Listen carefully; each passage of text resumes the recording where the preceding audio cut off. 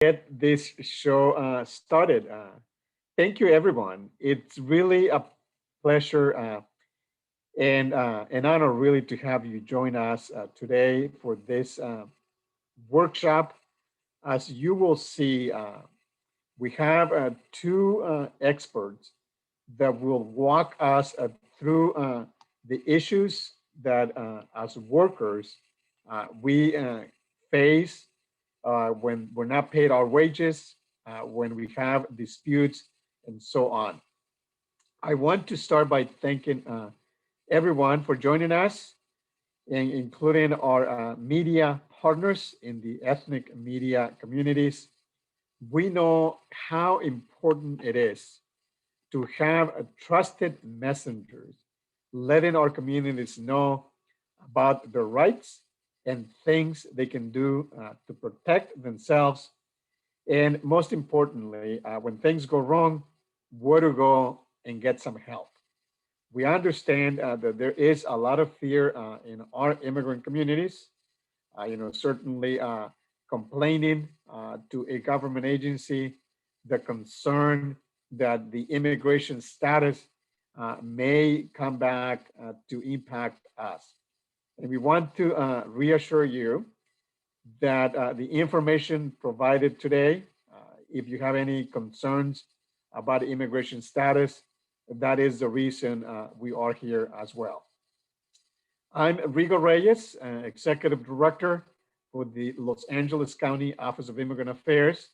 And one of the things we do, most of the calls we get uh, are from immigrants concerned about the impact that taking some action may have on their immigration status. So please see us as the home in the county of Los Angeles for immigrants and your families to ask us questions, get clarification, and you will see that there's very little mystery, little reason to fear, to make sure that our rights are respected. And certainly, as of, we're going to be discussing today that we get paid for the hours we work. Don't fear that there will be immigration consequences. We want to be here to answer any questions, and we have the right speakers. We will have time for questions. We want to keep this workshop moving along as quickly as possible. We want to make sure that you get back to your families. We understand that you gotta feed the kids, put them to bed, and certainly, after you get a good amount of information. So today we have two outstanding speakers. Rose from the County Department of Consumer and Business Affairs. She is the chief in charge of the wage and consumer protection programs. Certainly minimum wage violations are taking a lot of her time.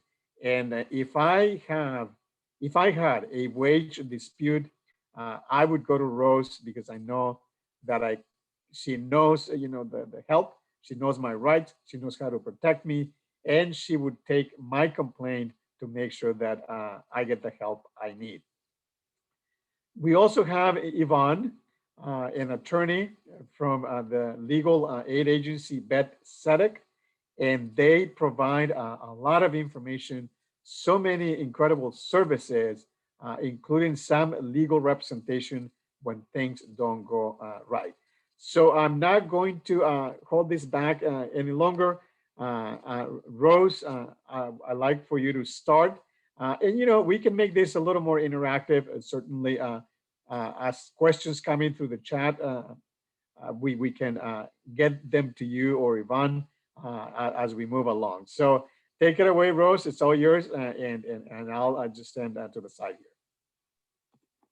Thank you, Rico, and good evening, everyone. As Rico mentioned, I'm Rose Basmadzhyan. I'm the Chief over Worker Protection and Consumer Protection with the Department of Consumer and Business Affairs.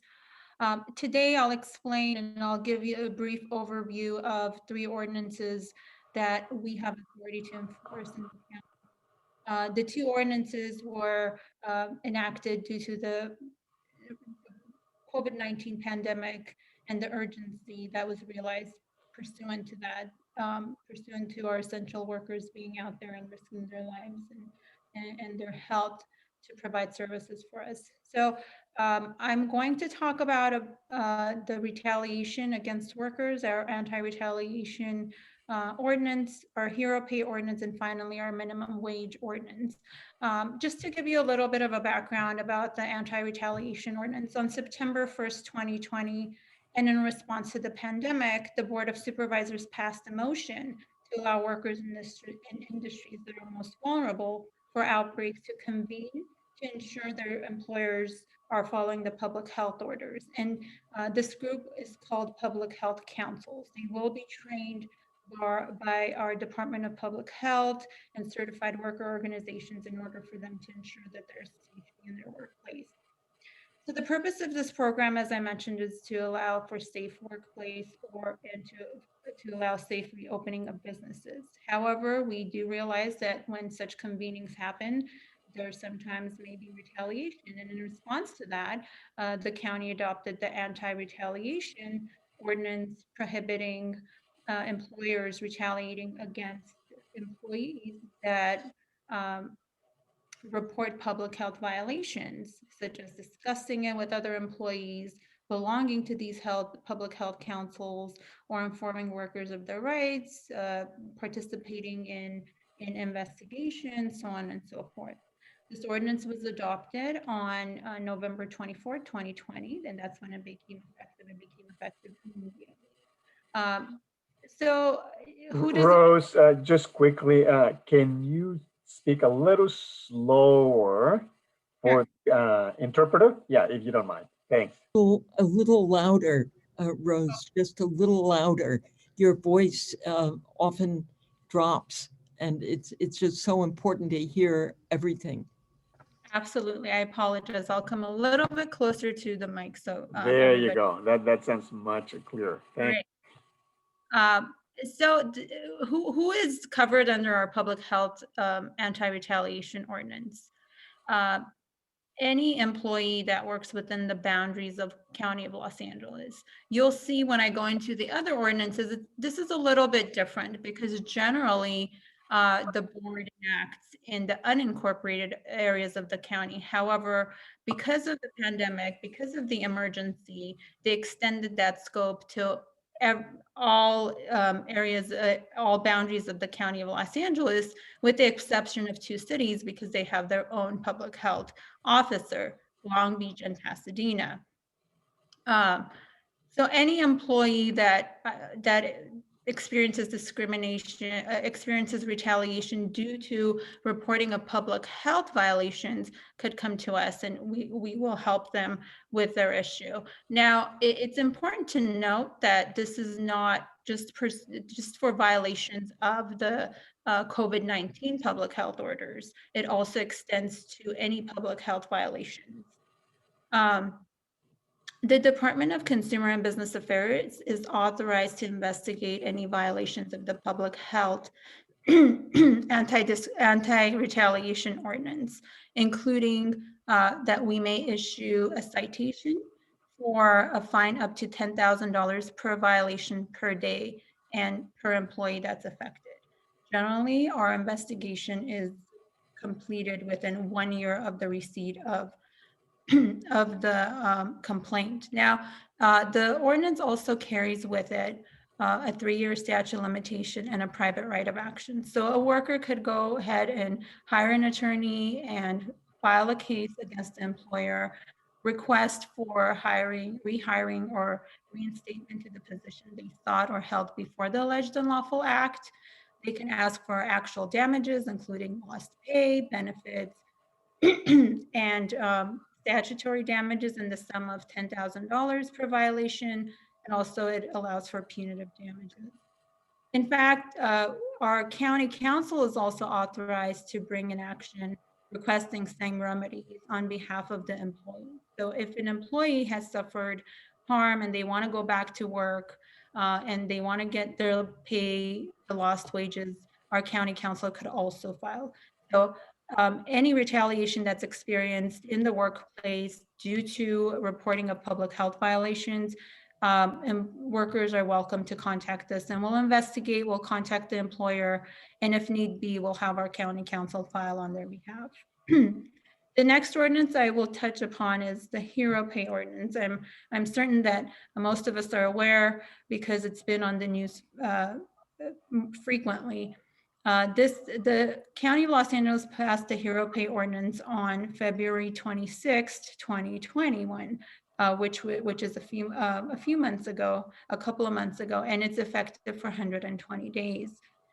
It applies to grocery or retail stores that sell primarily food or household goods or a variety of prescription and non-prescription medication. Or if the store has over 85,000 square feet and dedicates 10% or more of its sales floor to groceries or retail drugs and meets all of the requirements. And I'm going to enumerate the requirements for the applicability. They operate at least one retail grocery store or drug retail store in the unincorporated areas of the county. They are either a publicly traded company or employ 300 or more workers nationwide and employ more than 10 employees per store. As any other ordinances, this ordinance does have exclusions, and it excludes public entities such as federal, state, county, and including school districts. This ordinance applies. It's different than the one I touched upon previously, the public health anti-retaliation. This ordinance applies to workers who perform work in the unincorporated areas of the county. The requirements of the Hero Pay Ordinance is that the employer provides an extra $5 an hour to the employee's base wage when the employee is physically present at one of the store locations, as I mentioned, who qualifies under the ordinance.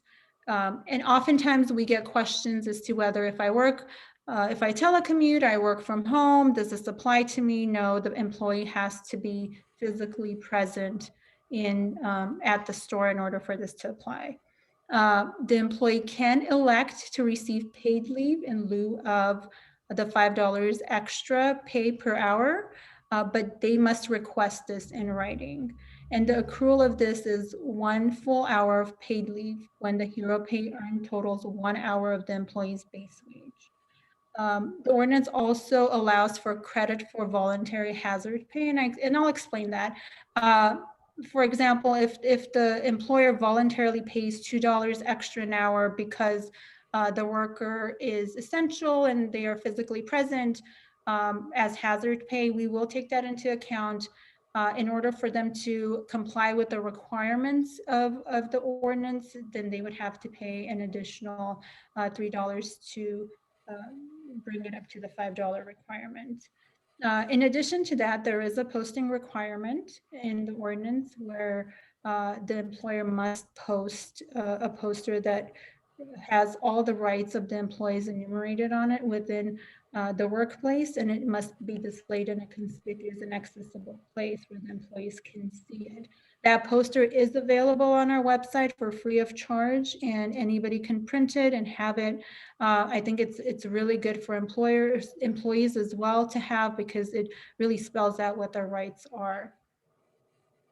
As far as enforcement, DCBA, specifically my team, has authority to investigate complaints of alleged violations of Hero Pay Ordinance, issue a wage enforcement order. A wage enforcement order is a citation. We can assess fines payable to both county and or the employee. And when applicable, we can ask for reinstatement to the position for the employee to the position that they were discharged from, if they are discharged in retaliation. An employee claiming violations may also sue in Superior Court of California within 3 years of occurrence of the violation and may be rewarded reinstatement, back pay, all penalties and or fines, treble lost wages and penalties, reinstatement if retaliated, interest on all due and unpaid wages, and reasonable attorney's fees. And now I'll move on to the last ordinance that we enforce, which is the Los Angeles County Minimum Wage Ordinance. Los Angeles County Minimum Wage Ordinance became effective on July 1st of 2016 for large employers, which we define as employers who have workers working in the unincorporated area, 26 or more workers working in the unincorporated areas. And in the subsequent years for smaller employers, which we define as employers who have 25 or fewer workers working in the unincorporated areas of the county. Currently, the minimum wage for larger employers is $15 per hour, whereas for smaller employers, it's $14.25, but there is an increase that will take place on July 1st, 2021, which it will increase to $15, aligning with that of the requirement of the larger employers. I do want to mention that the minimum wage increases were not delayed due to the pandemic, and they will continue. Beginning July 1st, 2022, the minimum wage will be adjusted based on the Consumer Price Index, which will be published on January 1st of 2022 and will become effective in July. Much like the Hero Pay, this ordinance also applies only in the unincorporated counties of unincorporated areas of Los Angeles County, and it carries a posting requirement as well, which enumerates the rates, the rights of the employees, and where to complain if a violation occurs. Such poster must be in a conspicuous place in a workplace. And if there is no physical workplace, then the employer must provide a copy to the employee. Just as I mentioned, this poster is available on our website for free of charge, and anybody can go in there and print it. We do have authority under this ordinance to investigate and issue administrative citation for violations of unpaid wages, issue citation for retaliation, failure to post, failure to allow access to payroll records, and failure to cooperate with investigation or maintain records. And excuse me, and that is that concludes my presentation. Rose, that is a lot of excellent information. Certainly, like I mentioned earlier, knowing our rights and then knowing where to go for help, right? Can you give us like a story that you've seen how this affected workers regarding the public health anti-retaliatory situation? Have you seen complaints? How does that play out? Sure. What do people look for? Sure, and I apologize in advance. I needed some water, but I do want to mention, and I want to echo what Rigo had said in the beginning, that immigration status is not relevant for work. So long as we can prove that the person worked at the workplace, they earn the money that they're owed, and we will investigate the case and ask for a reimbursement or back pay.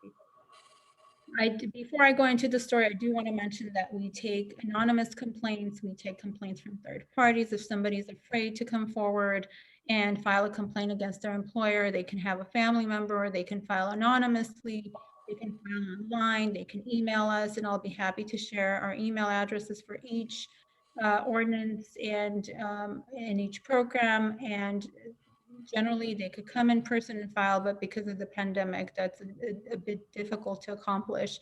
But over the phone as well, we'll take a complaint over the phone.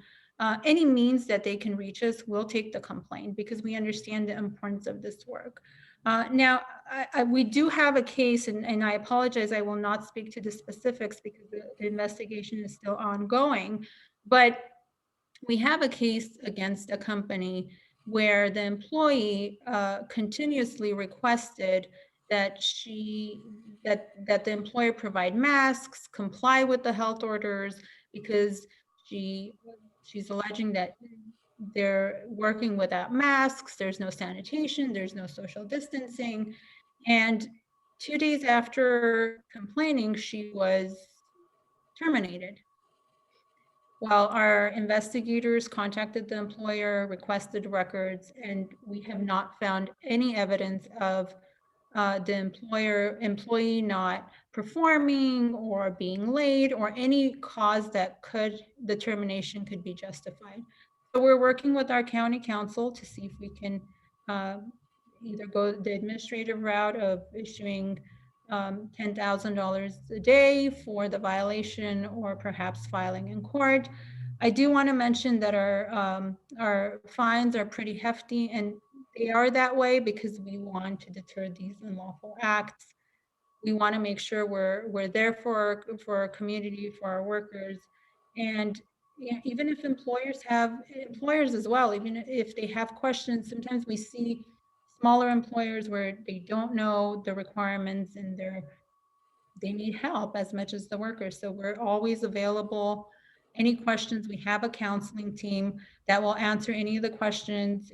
If somebody is unclear as to whether they are within the unincorporated areas, we have links on our website that they could check themselves, or we'll be happy to check for them as well.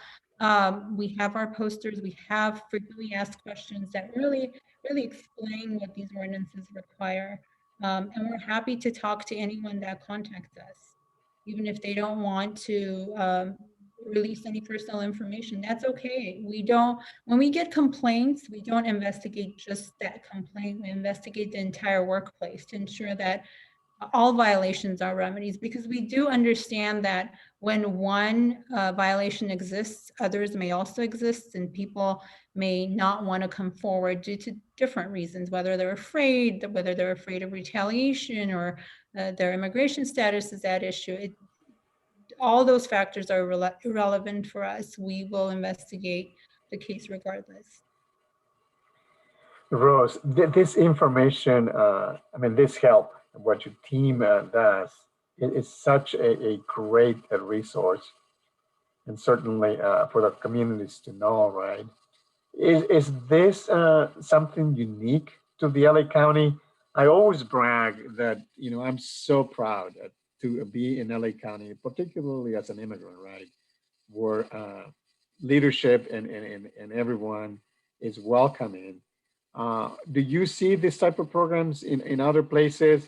What do I do if I'm a person, say in Orange County? Who do I call for help? Yes, so different local jurisdictions adopted ordinances, including minimum wage ordinances for worker protection. Others that did not would have to comply with the state's requirements. Generally, we tell the public, if you are unsure whether there's a local ordinance that protects you, we're happy to listen to you. We're happy to listen to the facts of your case and determine whether you're within our jurisdiction or refer you to the proper jurisdictions, such as the city of Los Angeles, the city of Santa Monica. And it's worthy to note that we are contracted to enforce the city of Santa Monica's minimum wage ordinance as well. And we are in the process of including hero pay within that contract. So that will come to us as well. City of LA has their minimum wage and hero pay ordinances. Malibu, Pasadena, and other local jurisdictions as well. But I don't want people to be deterred from contacting us, even if they don't feel that they're within our jurisdiction, because we will guide you to the right place. We will, and sometimes there's cross-jurisdictional violations, especially in industries where employees are required to travel or go from one place to another. It's also important to note that we are under a memorandum of understanding both with the state labor agency and also the federal, and we continuously work together when we see these cross-jurisdictional violations. And is this, Rose, it's pandemic driven, a lot of these issues, right? How it impacts our community members, but at the same time, the creation of some of these protections were related to the pandemic.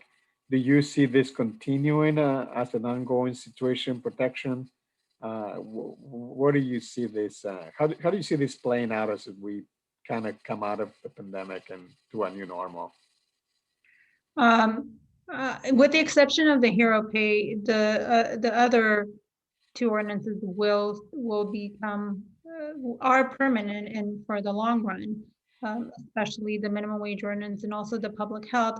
I think we ensure that include any public health violation, not just limited to the COVID-19 public health orders, to ensure that our workers are in a safe environment and they have a safe space to report if violations occur. The hero pay, we would have to assess it at the end of the 120 days and see if there is a need for an extension. So that may continue as well. Well, I'm sure we're keeping you busy, right? With all these complaints. Do you see a lot of complaints coming in? Are they waves, or how is this impacting your team's workload and certainly the help that you provide to consumers is just incredible. Absolutely, we see complaints coming in, and I think one thing that I didn't mention, and it's important, is that we don't need a complaint to investigate such violations. If we feel there's an industry that has a high rate of violation of, let's say, minimum wage, we are authorized to go into that business and check their records to ensure that no violations exist. And I think we want to deter this kind of behavior because it's not, it hurts the community, it hurts the business community, it hurts those that are complying with the laws, and it also hurts our workers. I do want to mention that if time permits, I do want to mention a story. One of my investigators walked into my office one day teary-eyed, and I said, "What's going on?" And she said, "I went on the field and I saw this man working at a large chain restaurant, which we settled the case recently, in the back, in the kitchen, and his arms were burned, and he was making less than minimum wage." So those are the kinds of stories we see, we hear, those are the kinds of things we see, and it's really important. I think this work is really important. It's important to let those workers know that we're here for you, that we don't care if you have an issue with your immigration status. We won't allow your employer to retaliate against you because we have tools and mechanisms to prevent that. We want them to come to us. We want them to trust us. We want them to know that we're on their side. That's terrific. And I will say it again. If I need help with the wages and issues, I'm going to be calling you and your team, because certainly you have the knowledge, you have the resources, and most importantly, I mean, it's very clear, you have the commitment to help folks in the community. So much appreciate all that you do, Rose, and your team. I'm going to hand it over to Yvonne at this point. I know that you have a different perspective, but that complements what Rose just discussed. Yvonne, back to you, and then we'll open it up for questions again. Great, thank you. Thank you so much for inviting us. So my name is Yvonne Garcia Medrano, and I'm an attorney with Tzedek Legal Services. We are a nonprofit in the city of Los Angeles, and among our multiple services that we offer, one of them is offered by our employment rights team. So we are very, very lucky to be one of the few nonprofits that, because we don't receive federal funding, we could help undocumented workers. So because we are one of the few organizations that can serve that population, the majority of the people we serve are low-wage undocumented workers. We tend to see mostly workers in residential healthcare, where there's a lot of Filipino undocumented workers. We see a lot of garment workers, restaurant workers, car wash workers as well. So those are the populations that we mostly work with. And we also offer, so our services are free of charge for anyone that lives or works in the county of Los Angeles. And we do have a weekly clinic that is now virtual that we're very, very proud of. And we can share that information towards the end, but anyone can call our clinic number.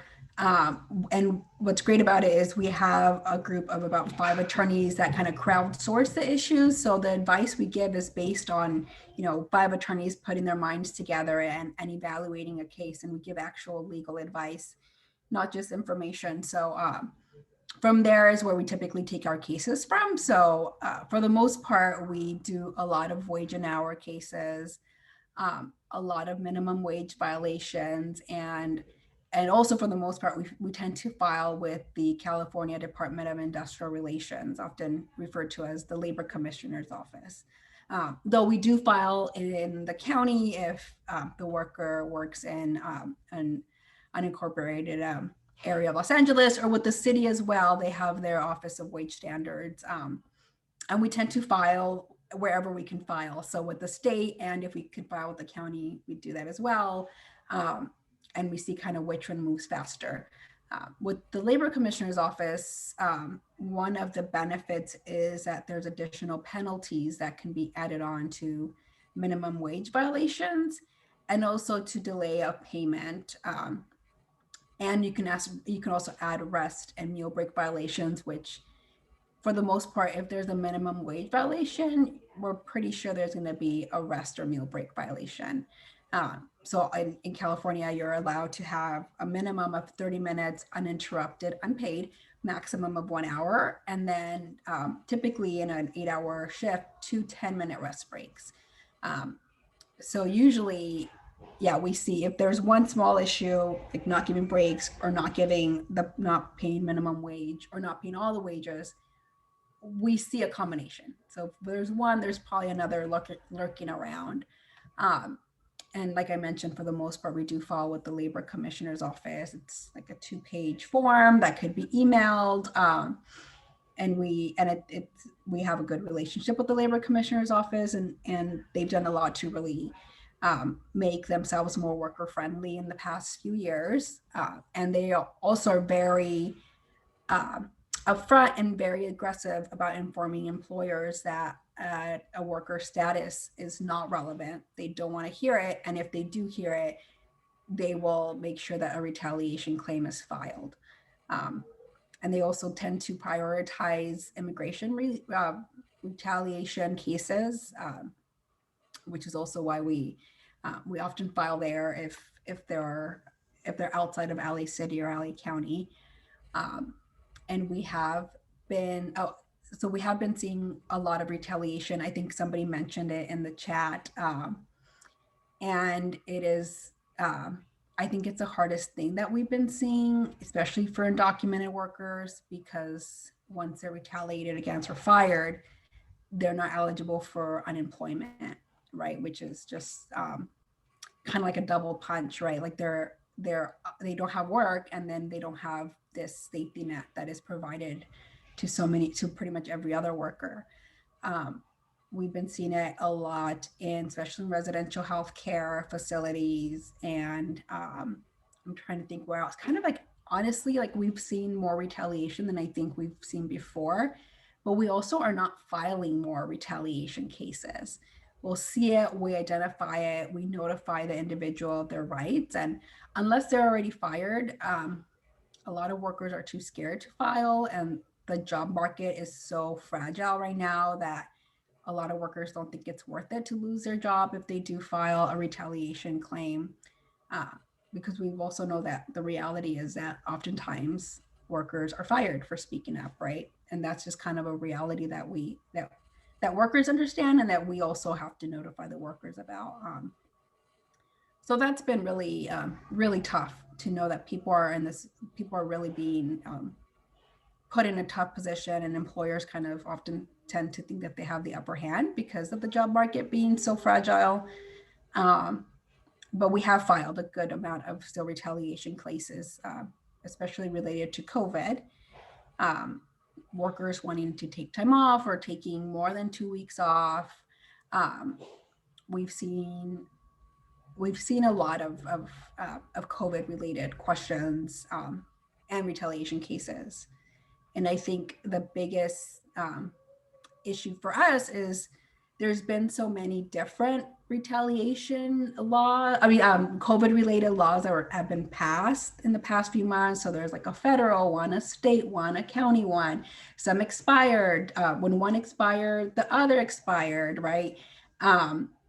So like if we have one employer, they retaliated against someone, we believe they unfairly fired somebody in December, and then they kept retaliating against workers and they fired someone again in January.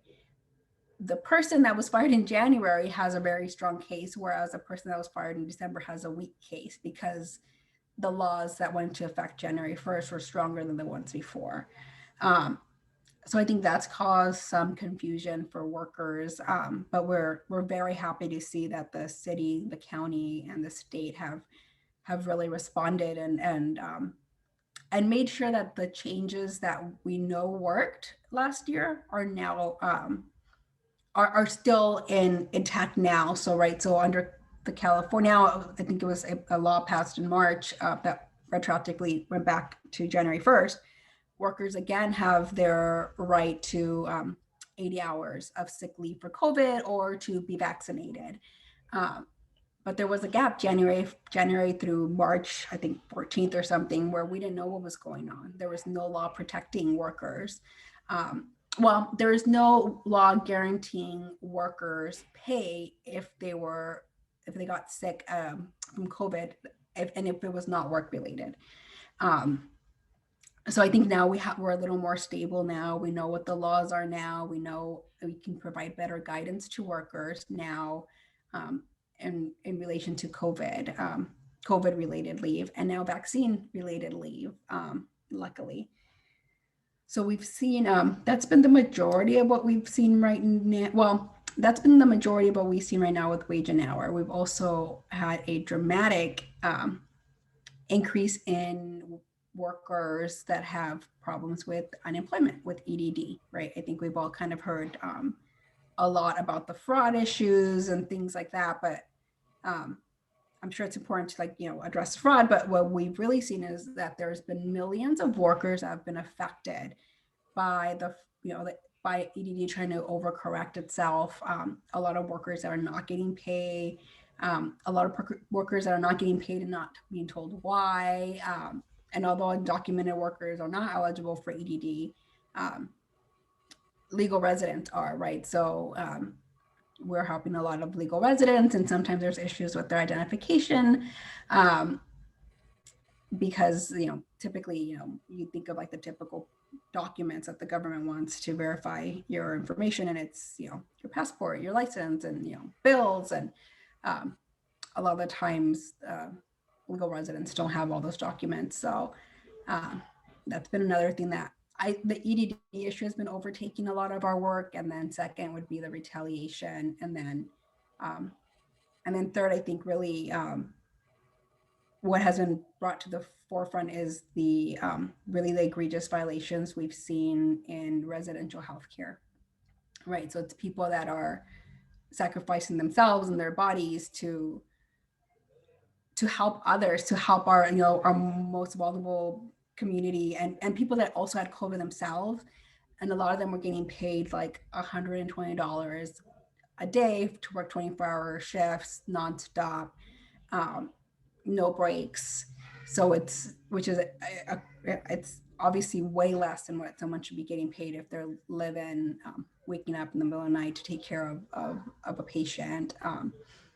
And we've also seen the fear more in that community, I think in part because it's hard to get another job right now. So we've seen a lot of, I don't know how else to describe it other than really sad situations. And at the same time, we've seen our city and our county and our state respond and try to do something. And we really, really hope that this momentum of, really recognizing essential workers, which are often workers that were previously called, low skilled workers, how important they are to our economy and to our survival. And we really hope that that we can kind of keep riding this momentum and make sure that we continue to protect workers, especially low-wage workers, especially undocumented workers.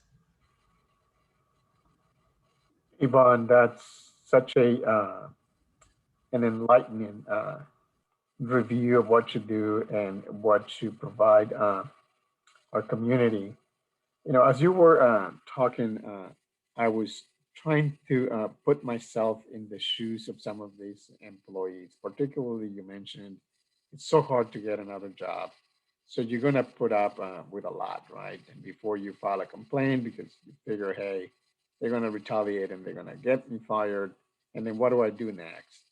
So, what would you advise an employee who is having some issues at work, you know, trying to figure out what is the best way to go forward? Are there any tips that you would give that person to kind of protect themselves, know their rights, but at the same time understand the reality, right, the practicality of things, so that they don't harm themselves without really realizing where things are going? Yeah, I think the first thing we always do is we're honest with the potential client or the client and just say, you know, these are your rights, these are the protections. Like we will, you know, if they're a client, we will protect you. We will do everything we can to protect you. And at the same time, we would always say, no, no deben, pero pueden, right? They shouldn't, but they can, they do. The law tells you one thing, but you know, employers violate the law often, right? So we'll kind of, you know, we can talk the worker through it. Oftentimes we work with worker centers, which have been amazing during the pandemic, right? Like the Clean Car Wash campaign, the Korean Immigrant Worker Alliance, EDEPSCA. So there's a lot of really great worker centers, and oftentimes the organizers there will contact the employers directly. And I think it's often less threatening because it's not a lawyer. We've seen that be successful. Alternatively, you know, we can always offer to send a letter, and then we have a record, right? One thing we always tell workers is, I know oftentimes workers are scared to come forward and say something, but if we can't prove that the worker knew that it was you, it's going to be really hard to defend the case, right? Because they're going to say, I had no idea.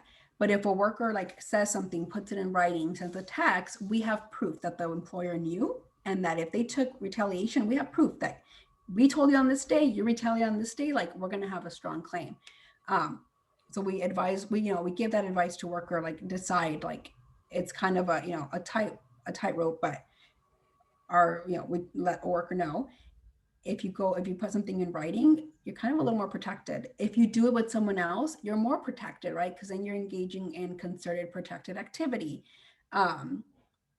So we give the worker the options, guide them through the options, and then at the end of the day, support the worker when they decide what to do.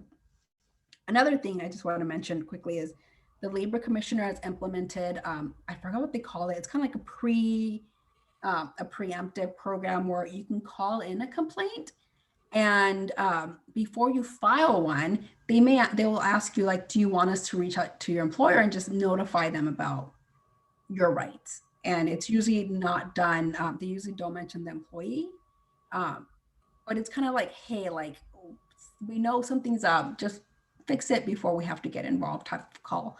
And that's something new that the Labor Commissioner has implemented. So we're excited to see how that works. But that's also an option. But definitely keep records of everything. If you're going to do something, you should probably put in writing and try to do it with someone else, so you're more protected and you have a witness. That's very sound advice, just in general, right? And certainly when wages that have such an impact, I mean, I can't imagine someone not getting paid. How do you pay the rent, the car payment, the credit card? Things just snowball to a point that you don't know what to do. In every case, I'm sure it's so heartbreaking. Do you Yvonne, have any particular story where it was just, such a case. I know there's confidentiality issues and so, but if you have just in general, what you see, perhaps some things the employees did to kind of get through the challenge. Anything else you want to share?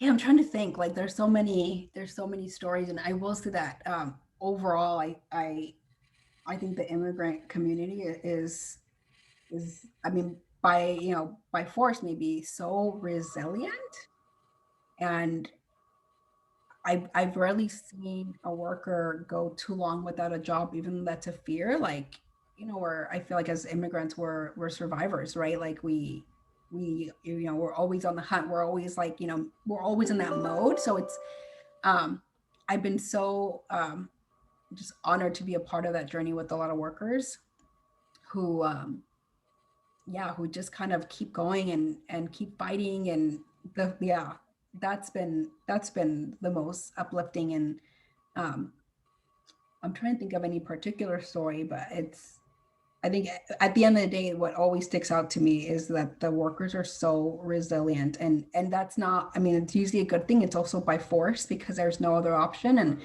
that's tough. But yeah, the clients that we have been amazing at fighting and really putting in the good fight, and knowing their self-worth, and those I think they're you know they're the easiest and the best to work with because they're in it for the long haul. So Are there any industries where you see this more prevalent? I know our immigrant communities support all these essential industries, right? And it became so apparent during the pandemic that they didn't have the support they needed, and certainly having to continue, as you said, showing up to work, not just putting themselves at risk, but their families as well.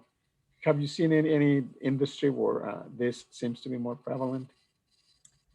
aside from the residential healthcare or like in-home care, domestic workers I think have been really impacted by COVID. There are people that like clean homes or take care of children.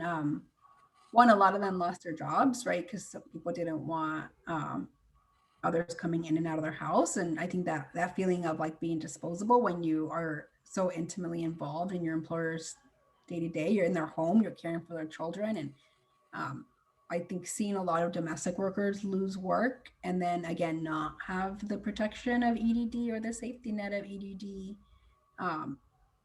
that was really hard. Or domestic workers, when they get sick, their employers don't want them back, right? Because there's that kind of that stigma, at least in the beginning, more that stigma like you had COVID, like you're not being careful, you're not taking care of yourself, you're gonna get us all sick. So that was another thing that we saw right away, is there was no more domestic work available for, it's a whole industry, right, of people, especially undocumented, especially women. So that was another industry that got hit pretty hard, pretty quick.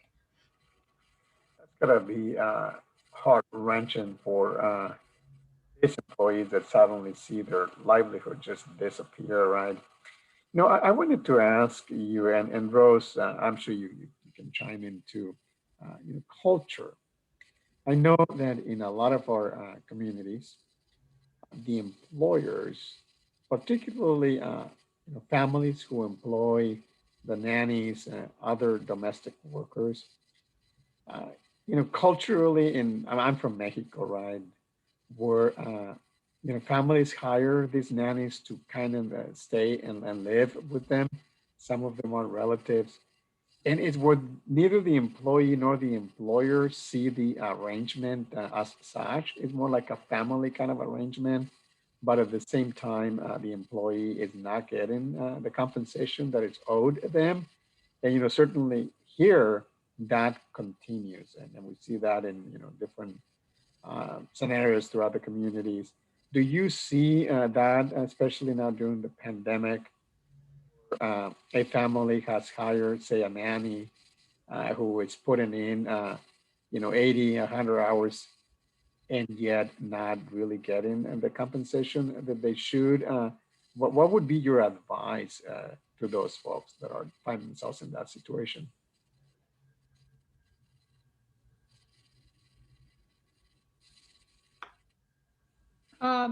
What we oftentimes don't see is that these workers don't come forward and will not complain because they don't feel that anything is wrong. They feel like they're privileged to have a job. So that's one of the areas we're really exploring to see how we can work more effectively are in-house care workers. We had cases where it was in-home care workers where you would go in and they would say they're not working for their family member, that they're just they're living there and they're helping them out. So reporting, I think we really need to encourage the workers to come forward because they're working. They're entitled to earn the fair wages. They are entitled to protections. And you're right, Rico, oftentimes they work more hours than they should. They work around the clock and not get paid for it. I think one of the biggest hurdles we have is that they're not reporting. Yeah, and Yvonne, you want to add anything? yeah, it's similarly, like the cases we usually don't see the cases until the worker's fired. Then they're like, yeah, then it's like the emotional roller coaster of like, I thought we were, they were like my family, like they treated me like family, and then that feeling of like feeling disposable and losing your livelihood and often losing your home at the same time, right? If you were living. So that's usually when we see it and with in-home care, it's like, I can talk about that forever because the whole system is impractical for both people that need in-home care 24 hours and for workers that want to provide 24-hour care, right? Like it's the whole, I don't know what that's going to require other than like a whole like healthcare / employer bill. And that's a tough one. But at the end of the day, the law says you have to pay your employees minimum wage. And if you're not, then you're violating the law, so. Well, a lot of work to be done, and certainly what you are doing, as I said, being a county resident reassures me that there are places to go, get the right help in a welcoming manner, right, where you understand where these employees are, and even like you mentioned, the culture, the immigration, certainly the language sensitivities for us to be mindful. So here we are approaching the end of the hour. I know we had scheduled this for an hour and a half. If you don't mind, Rose, Yvonne, to stay with us a few more minutes. Sandy, I'd like to know if there are any questions in the chat that we haven't answered. En español, por favor, si se sienten más cómodos, como mencioné anteriormente, en la parte baja de la computadora está el símbolo allí de, parece un mundo y está interpretación. Por favor, conéctenle ahí y tendrán la opción de hacer sus preguntas, de escuchar y hacer sus preguntas en español. Así es que no se detengan por ello. Sandy, I just mentioned in Spanish that folks can drop their questions in the chat. They can choose Spanish interpretation if they came late. But at this point, we want to see if there are any questions unanswered that our experts may try to get you the answers either right now, or we can definitely research and get back to you if need be. We'll take Sandy back to you. Have you seen any questions that are pending? I think a big question is almost drawing on the experience of our two speakers. Would they say that conditions for workers who've remained in their jobs during the pandemic have gotten worse overall? When you say that you're not hearing from enough workers, does that mean you assume that either things are going okay or that somehow these violations of worker rights are happening under the surface and people are too scared to report them? I guess I'm asking you a journalist question that is in the absence of data for your impressions. What's your big worry about what's going on with worker rights? That's in a number of questions.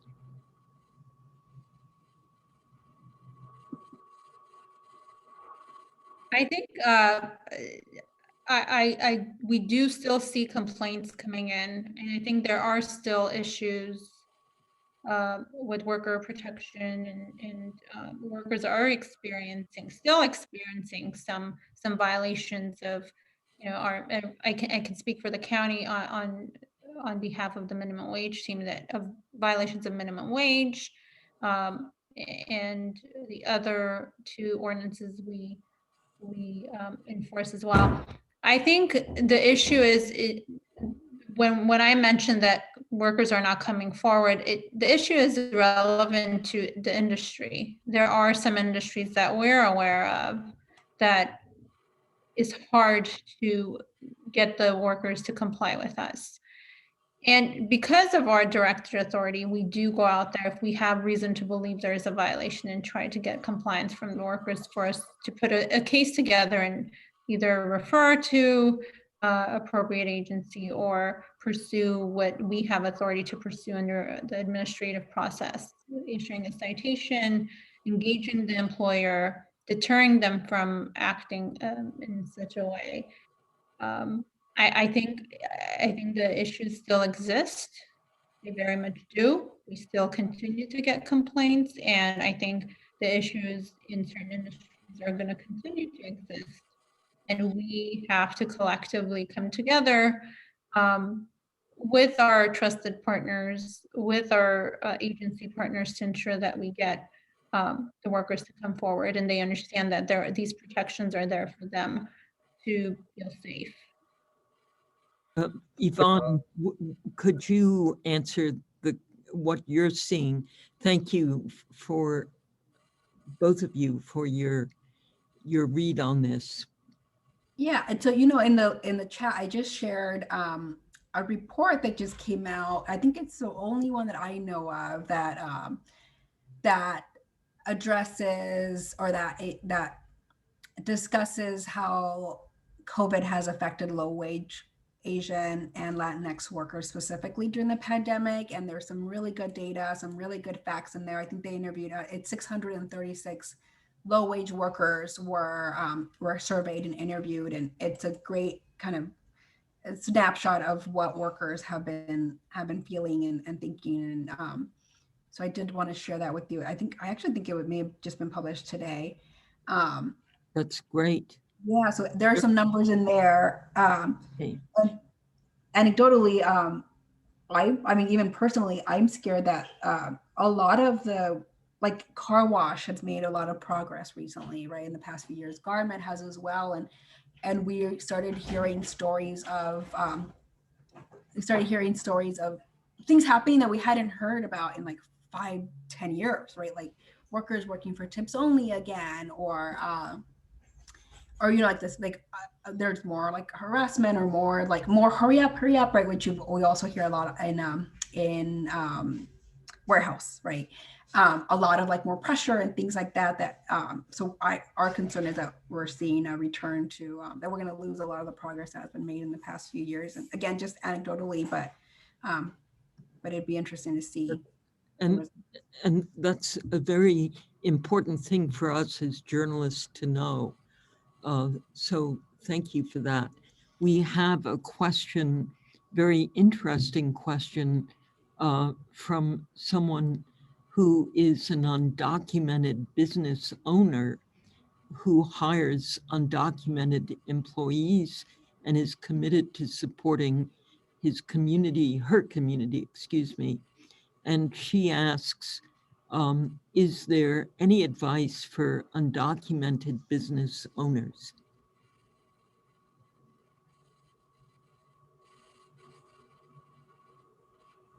We always kind of just say that we focus on giving advice to employees, right? Not employers. And unfortunately, right, the law prohibits the hiring of undocumented workers.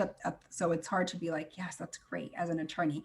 At the same time, it's a reality. And it's, I think any employer that hires anybody, just make sure you're paying your workers right and taking, following the law and that, yeah. I'll say that that's kind of my only advice is just make sure you're protecting the workers and you're following the law. That's very good. Back to you, Rigo.